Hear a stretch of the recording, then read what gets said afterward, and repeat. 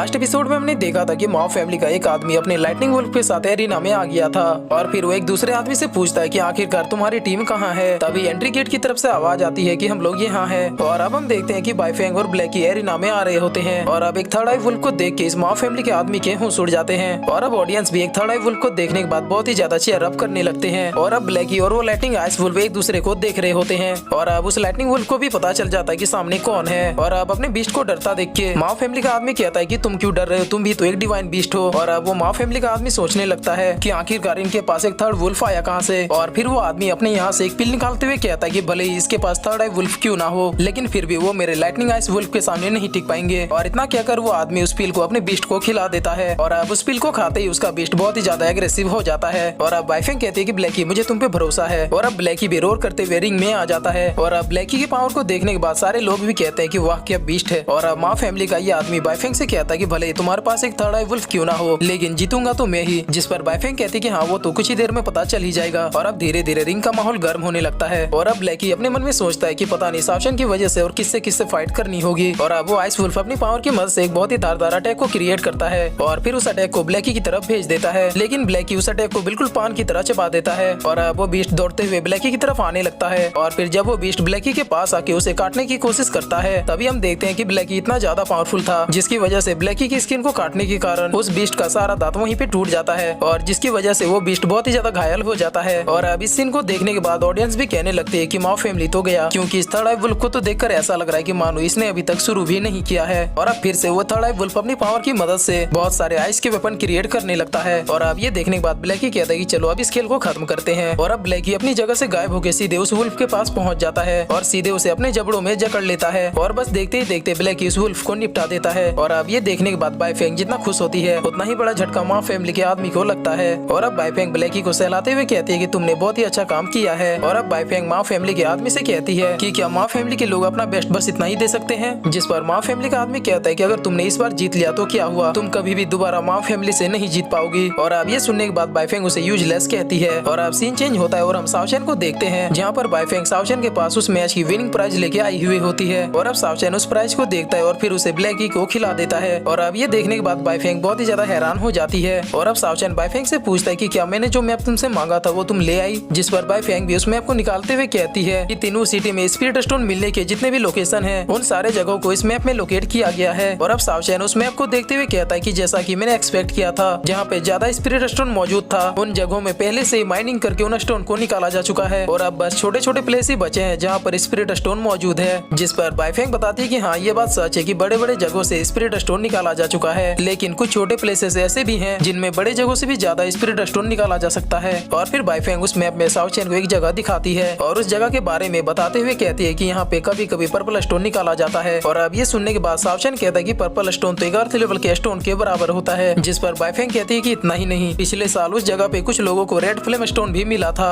जो कि एक अर्थ लेवल के 9th क्लास का स्टोन है। और अब ये सुनने के बाद सावचन उस मैप को देखते हुए कहता है कि सच में कैंगरीलम में स्पिरिचुअल एनर्जी की कोई भी कमी नहीं है। और अब बाइफेंग सावचन से कहती है कि मैं आपको याद दिला दूं कि आप माओ फैमिली के माइंड से दूर रहिएगा, क्योंकि उन माइंड्स पर डिवाइन रिलम के कल्टीवेटर गार्डिंग करते हैं और अगर कोई उनके माइंड के करीब भी जाता है तो वो लोग बहुत ही बेरहमी से उन लोगों को मार देते हैं। और अब ये सुनने के बाद सावचन कहता है कि ये तो बहुत ही ज्यादा इंटरेस्टिंग है। जिस पर बाइफेंग कहती है कि मैंने आपको कोई स्टोरी नहीं सुनाई, वो लोग सच में एक नंबर के जल्लाद हैं। जिस पर सावचन भी उठते हुए कहता है कि फाइनली मुझे मिल गया। और फिर सावचन वहाँ से जाते हुए कहता है कि बाइफेंग तुम्हारी हेल्प के लिए थैंक यू। और अब सीन चेंज होता है और हम माओ फैमिली को देखते हैं जहाँ पर माओ क्वीन सावचन के बारे में सोच सोच के बहुत ही ज्यादा गुस्सा हो रहा था। जिस पर उसका भाई पूछता है कि आखिरकार आप इतने ज्यादा गुस्सा क्यों है। जिस पर माफिंग बताता है कि कुछ नहीं, दरअसल मुझे एक पर्सन ने आज बहुत ही ज्यादा परेशान किया। और अब माफिंग अपने भाई से पूछता है कि तुम तो आज बीस्ट फाइटिंग एरिना में गए थे, तो फिर वहाँ पर क्या हुआ। तब उसका भाई बताता है कि हम लोग हार गए। और अब ये सुनने के बाद माफिंग कहता है कि ये कैसे पॉसिबल है। तब उसका भाई बताता है कि पता नहीं उन लोगों ने कहाँ से एक थर्ड आई वुल्फ का जुगाड़ कर लिया था। और अब ये सुनने के बाद माफिंग कहता है कि आखिरकार बाई फैमिली के पास इतना जानलेवा बीस्ट आया कहाँ से। जिस पर उसका भाई बताता है कि मुझे भी नहीं पता। तब माफिंग कहता है कि कोई बात नहीं, बस हम अपने टाइम का वेट करेंगे। और अब माफिंग कहता है कि बाय द वे हमारा तीसरा भाई कहाँ है। और अब ये सुनने के बाद उसका भाई भी कहता है कि पता नहीं क्यों मुझे भी माफिंग के बारे में कुछ अनहोनी महसूस हो रही है। जिस पर माफिंग कहता है कि ठीक है, तुम कुछ लोगों के साथ उसे चेक करने जाओ। और अब सीन चेंज होता है और माफिंग और उसके साथ मरे हुए लोगों को देखते हैं। और अब अपने भाई को इस तरह मरा हुआ देख के उस लड़के को बहुत ही ज्यादा गुस्सा आ जाता है। और फिर वो लड़का कहता है कि आखिर किसने मेरे भाई को मारा है। तब पीछे खड़े दो लोग बताते हैं कि मेरे ख्याल से ये उसी लड़के का काम है। और अब ये सुनने के बाद उसका भाई पूछता है कि कौन लड़का का, जिस पर वो आदमी बताता है कि जब यंग मास्टर हाउ क्वीन आज सुबह सिटी में लौट रहे थे तब एक लड़के के साथ उनकी तू में हुई थी। और अब ये सुनने के बाद माओ फैमिली का ये लड़का कहता है कि अगर सच में उसी लड़के ने ये काम किया है तो अब उस लड़के की मौत को कोई भी नहीं टाल सकता। और अब सीन चेंज होता है और हम सावचेन को देखते हैं जो कि सिटी में घूम रहा होता है। और अब ब्लैकी सावचेन से पूछता है कि हम लोग कब उस माइन में जाएंगे। तब सावचेन कहता है कि हम बिना प्लानिंग के ऐसे किसी के माइन में हमला नहीं कर सकते। तब ब्लैकी कहता है कि 1 मिनट, तुम कब से प्लानिंग की इतनी चिंता करने लगे। और अब सावचेन आगे बढ़ ही रहा होता है कि तभी उसकी नजर किसी के ऊपर पड़ती है। और अब सावचेन देखता है कि एक लड़की लोहार के कामों को कर रही होती है। और अब सारे लोग भी बात कर रहे होते हैं कि ये जेन्युइन फैमिली की यंग लेडी फिर से यहाँ पर आके कुछ बना रही है। और अब सावचेन उस लेडी की ओर देखते हुए कहता है कि ये लेडी कुछ ज्यादा ही दमदार नहीं है। और फिर सावचेन कहता है कि पता नहीं अभी और क्या क्या देखना बाकी है। और अब सावचेन आगे आते हुए उस लेडी के वेपन बनाने की टेक्निक को देखने लगता है। और फिर उसके टेक्निक को देखते हुए कहता है कि इसे अभी अपनी टेक्निक पे और भी ज्यादा काम करना होगा। और इसके साथ ही इसके हथौड़े के पावर में भी बहुत ही ज्यादा कमी है और मेरे ख्याल से ये इस वेपन को नहीं बना पाएगी। और अब ये सुनने के बाद वो लेडी कहती है कि ये लड़का तो मुझे ताना मार रहा है। और अब वो अपनी पूरी पावर से फिर से उस वेपन को बनाने लगती है। और फिर थोड़ी देर बाद हम देखते हैं कि उस वेपन के आसपास बहुत सारी लाइटें चमकने लगती है और फिर बहुत सारे थंडर भी उस वेपन में गिरने लगते हैं। और फिर हम देखते हैं कि वो वेपन हवा में जाके चमकने लगती है। लेकिन उसे देखकर सावचेन कहता है कि कितना बढ़िया स्पिरिट स्टोन था जो कि अब तो वेस्ट हो चुकी है। और फिर सावचेन उस लेडी से पूछता है कि क्या सच में तुम्हें वेपन्स बनाना आता है और क्या तुम एक ब्लैक स्मिथ हो। और अब ये सुनने के बाद वो लेडी बहुत ही गुस्से में सावचेन से कहती है कि तुम तब से यहाँ पे खड़े होके बस बकवास किए जा रहे हो और मैंने अपने पेशेंस लेवल को बहुत ही मुश्किल से कंट्रोल किया है। और अब आसपास के लोग भी कहने लगते हैं कि देखो कितना बेशरम आदमी है। इसे लगता है कि अगर ये ऐसी हरकतें करेगा तो मिस जूनियन इससे इम्प्रेस हो जाएंगी। और अब मिस जूनियन पूछती है कि जवाब दो मुझे, आखिरकार तुम मुझे ताना क्यों मार रहे थे। अब सावचेन कहता है कि मैंने वो इसलिए कहा था क्योंकि एक स्पिरिट स्टोन को ऐसे वेस्ट होता देखकर मुझे बुरा लगा। और अब ये सुनने के बाद जूनियन कहती है कि अगर ऐसी बात है तो फिर क्यों ना तुम ही मुझे बताओ कि आखिरकार एक वेपन को कैसे बनाया जाता है। जिस पर सावचेन कहता है कि अगर तुम जानना चाहते हो कि तुम कहाँ पर मिस्टेक कर रही हो तो फिर मैं तुम्हें कुछ पॉइंट समझा सकता हूँ। और अब इतना सुनते ही सारे लोग सावचेन से कहने लगते कि अबे भौंदे, तुझे पता भी है तू क्या बोल रहा है। तुम्हारे सामने जो खड़ी है उसका नाम मिस जूनियन है और वो इस सिटी की सबसे बेस्ट ब्लैक स्मिथ है और हम इस बात को अपनी छाती पे भी लिखवा चुके हैं। और अब जूनियन कहती है कि तुम्हें लगता है कि तुम इन सब कामों में मुझसे ज्यादा एक्सपर्ट हो। तब सावचेन कहता है कि ना तो मैं कोई ब्लैक स्मिथ हूँ और ना ही मैं कोई एक्सपर्ट हूँ, बस मुझे ऐसा लगा कि तुम्हारी टेक्निक और भी ज्यादा बेटर हो सकती है। तब जूनियन कहती है कि अगर ऐसी बात है तो फिर तुम मुझे बताते क्यों नहीं कि आखिरकार मेरी टेक्निक में क्या गलत है। और अब ये सुनने के बाद सावचेन जाके उस वेपन को उठा लेता है, लेकिन वो वेपन सावचेन के हाथों में आते ही बहुत ही टेढ़े मेढ़े तरीके से नाचने लगता है। और अब ये देखने के बाद जूनियन कहती है कि तुम इसे हैंडल नहीं कर पाओगे। जिस पर सावचेन उस स्वॉर्ड से कहता है कि अगर तुमने अभी के अभी नाचना बंद नहीं किया तो मैं अभी के अभी तुम्हारे टुकड़े टुकड़े कर दूंगा। और अब इतना सुनते ही वो स्वॉर्ड पूरी तरीके से सीधी हो जाती है। और अब ये देखने के बाद जूनियन के साथ साथ बाकी लोगों को भी अपनी आंखों पे भरोसा नहीं हो रहा था। और अब सावचेन उस स्वॉर्ड की ओर देखते हुए कहता है कि तुम्हारी पहली गलती ये थी कि जब तुमने इस वेपन पे अपना पहला ब्लो डाला तब तुम्हारी स्पिरिचुअल एनर्जी का फ्लो जितना फाइन होना चाहिए था उतना फाइन नहीं था।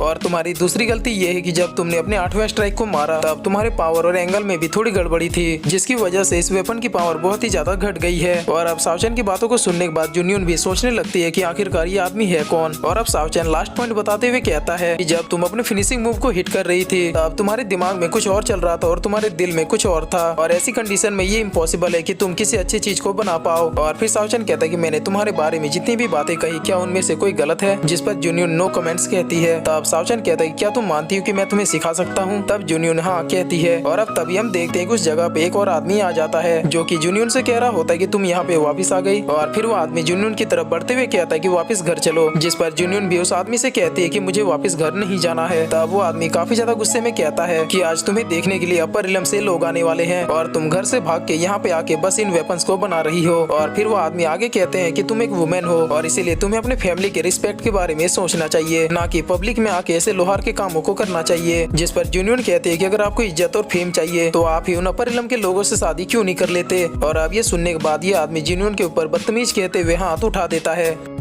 और फिर इसी के साथ ये एपिसोड यहीं पे खत्म होता है।